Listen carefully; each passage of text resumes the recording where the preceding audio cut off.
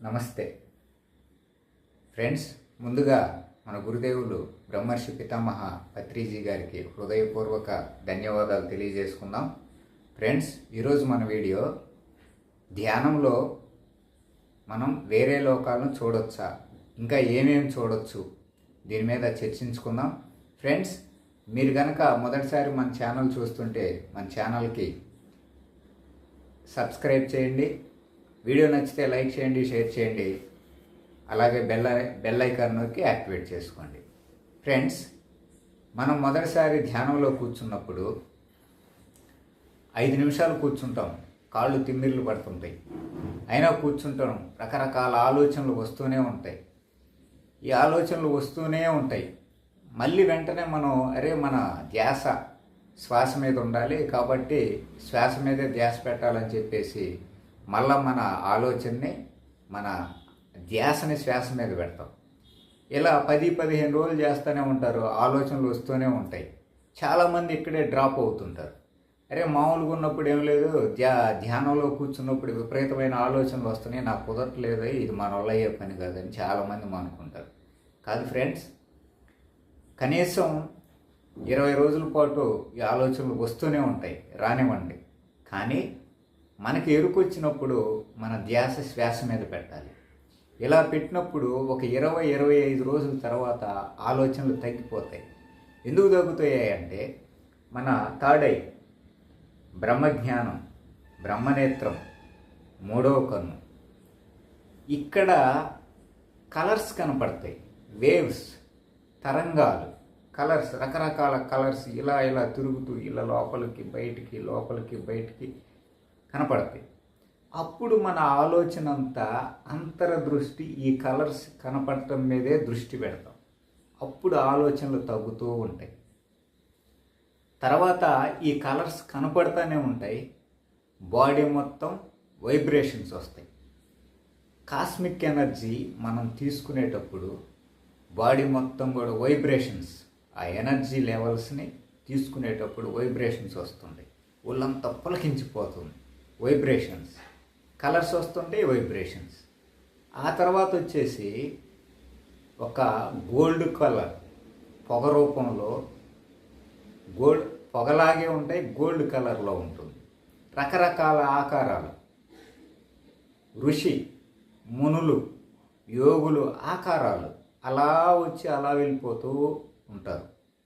ఇంకా బాబా, పరమేశ్వరుడు, కృష్ణుడు, ఇలా రకరకాల దేవుళ్ళ ఆకారాలని మనం ఆ పొగ రూపంలో అలా వచ్చి గోల్డ్ కలర్ పొగ రూపంలో అలా వచ్చి వెళ్ళిపోతూ ఉంటారు.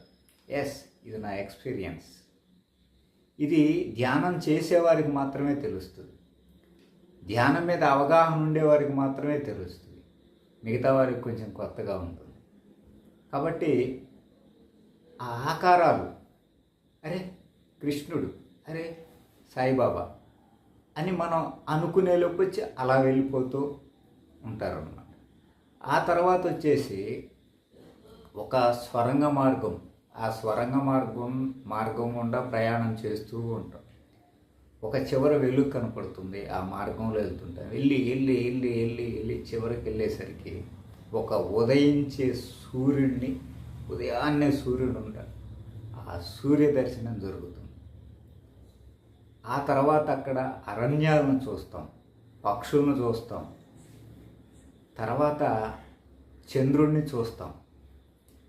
ఆ తర్వాత ఒక మస్క సీగట్ల మసరగా ఉండేటటువంటి దృశ్యాలను చూస్తాం.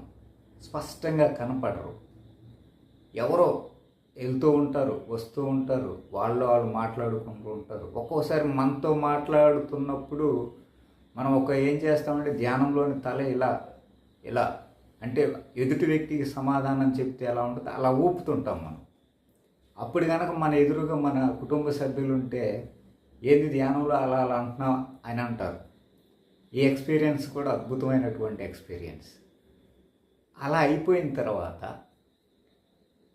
ఆ వ్యక్తులు, తర్వాత కొన్ని లోకాలు, కొన్ని దృశ్యాలు, ఇవన్నీ కూడా మనం ధ్యానంలో ఈ సాధన పెంచుకునే కొద్దీ అద్భుతమైనటువంటి దృశ్యాలను మనం చూస్తాం.